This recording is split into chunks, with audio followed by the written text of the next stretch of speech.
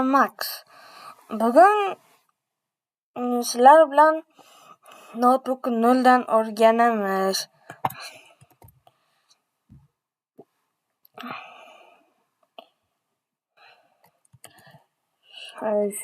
Qanunda boshladik.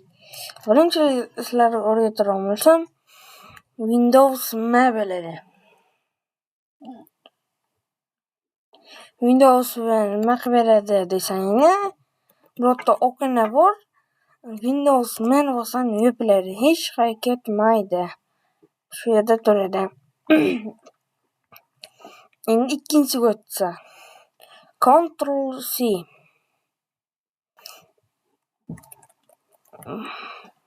Bu bizga nusxa olib beradi.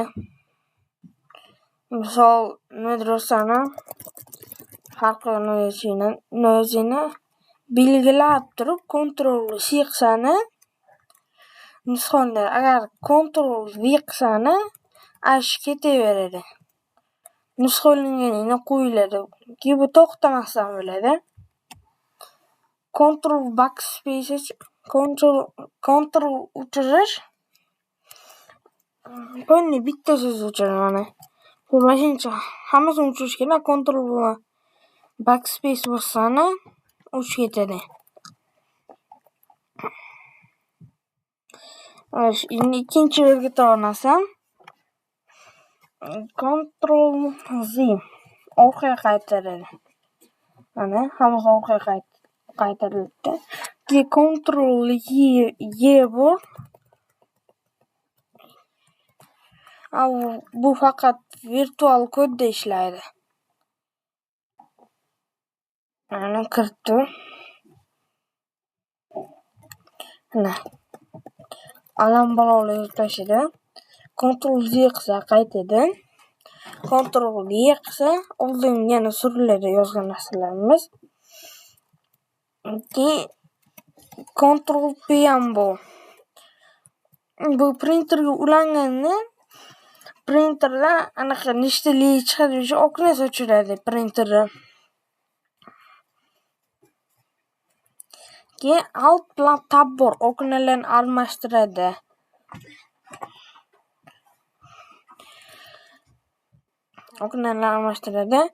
Virtual kod nima deysani? Bu Pythonda har xil kodlar yozish mumkin.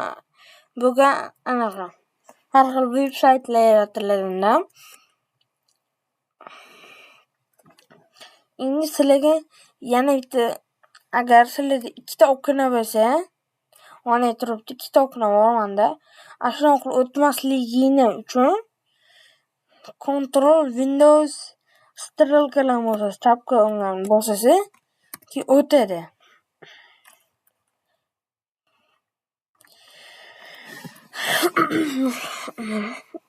Shana Ctrl Shift 1 bu 2 bu Windows 2 bu 3 ham qo'shsam, 4 ham qo'shsam, ashuna kichraytirib beradi. Sizga yoqqandek bo'ladi.